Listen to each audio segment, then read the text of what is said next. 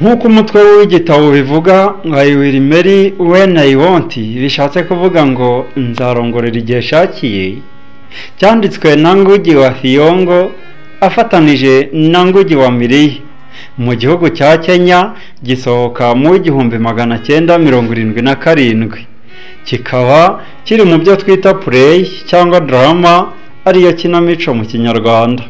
Originali yacyo yanditswe mu Cyongereza, hanyuma kiza kugenda gihindurwa no mu zindi ndimi harimo n'urwacu rw'Ikinyarwanda. Ndaje nyikubwire ucyumve kandi wigiremo byinshi. Nge nongeye kuguha ikaze kuri Byose ni Official, umuyoboro ukugezaho ibiganiro byiza bikunyuze byo gusuhuza nk'abandi yantatiriza bahigiye kumpiga banziye nkabaziringa mu nzira izo narose zikabima impano y'Imana ntizira amagambo agambanye barunduka ikiganje. Ukaba uri kumwe nawe mibaye ngana gusuhuza no guha ikaze muri iki kiganiro. Nk'uko umutwe wacyo wanditse ngo I will marry when I want, ni ikinamico yanditswe na Ngugi wa Thiong'o uherutse kwitaba Rurema kuwa 28 z'ukwa gatanu uyu mwaka. Ubu nguyu akaba yarapfuye ku myaka ye 87 yari amaze ku isi. Yagifatanije na Ngugi wa Miriye we witabye Imana mu wa 2008 ku myaka 57.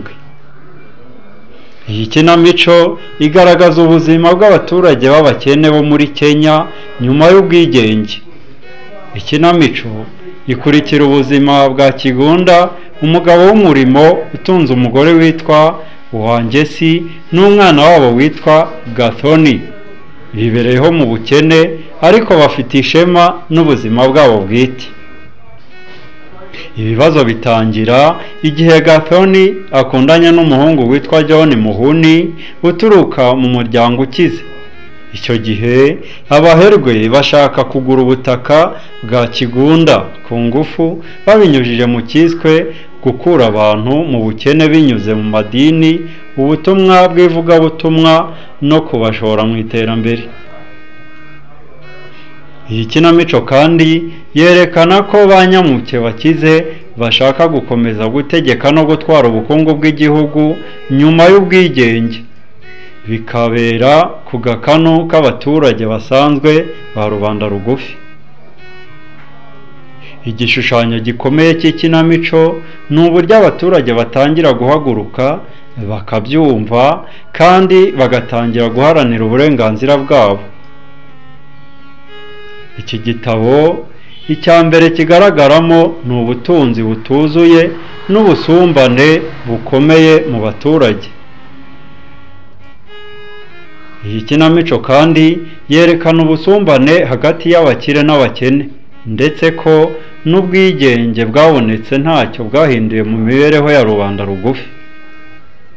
Abakire bakomeza kwikubira ubutaka n'ibindi byiza bakoresheje idini, politike ndetse n'ikinyoma. Ikindi kigaragara muri iki gitabo ni imbaraga z'ubukoroni mu isura nshya, mbese itagatifuje. Nubwo igihugu cyabonye ubwigenge, abakoroni nabo bafatanije ari nabo babaye abategetsi bashya b'imbere mu gihugu. Abakoroni nabo bafatanyije ari nabo babaye abategetsi bashya b'imbere mu gihugu, baracyakoresha uburyo bwo guhohotera abaturage. Bikerekana ko hakiriho ubukoroni bwo mu mutwe, aho abantu bemera ko ubuzima bwabo butegetswe n'abakomeye ndetse n'abafite amafaranga. Naho ikindi kigaragara muri iyi kinamico ni uburenganzira bwo guhitamo, aho umutwe w'igitabo ugira uti I will marry when I want.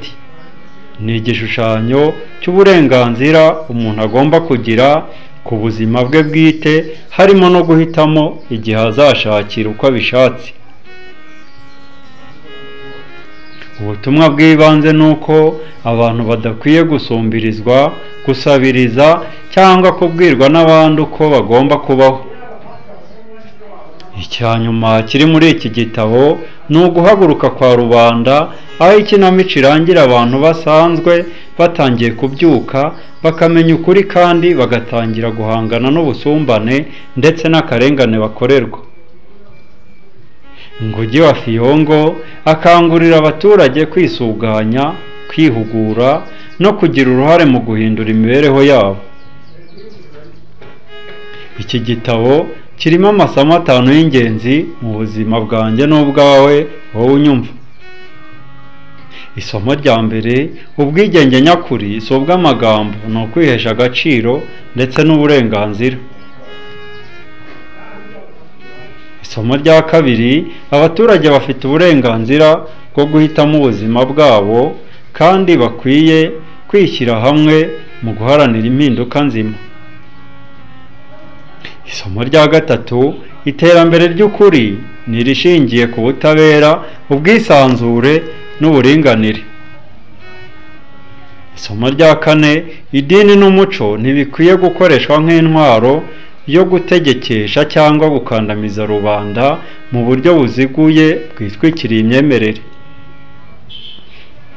Naho isomo rya gatanu, abaturage bakwiye kumenya amateka yabo n'uruhare rwabo mu kubaka igihugu cyabo. Nshuti y'abavandimwe, soze mbabwira ko iyi kinamico yaciye ibintu mu gihugu cya Kenya, ku buryo nyuma yo kuyishyira ku rubyiniro ubutegetsi bw'icyo gihe bwafunze Ngugi wa Thiong'o ndetse bunamwirukana ku kazi k'ubwarimu yakoraga muri kaminuza. Ibi byerekanye uburyo ubutegetsi bwatinye ubutumwa bwo guharanira ukuri n'ubwisanzure bya rubanda. Mwakoze gukurikirana Byose Niyo Official, umuyoboro ubagezaho inkuru zicukumbuye kandi zizewe. Turabakunda cyane, dukomeje kwishimira uruhare rwanyu mu kuzamura uyu muyoboro wacu ari nawo wanyu. Imana y'amahoro n'imigisha ikomeze ibane namwe, ibahe kurambira kubona ibyiza kandi haze ibyifuzo byanyu. Bye bye, naho mu kiganiro cy'ubutaha.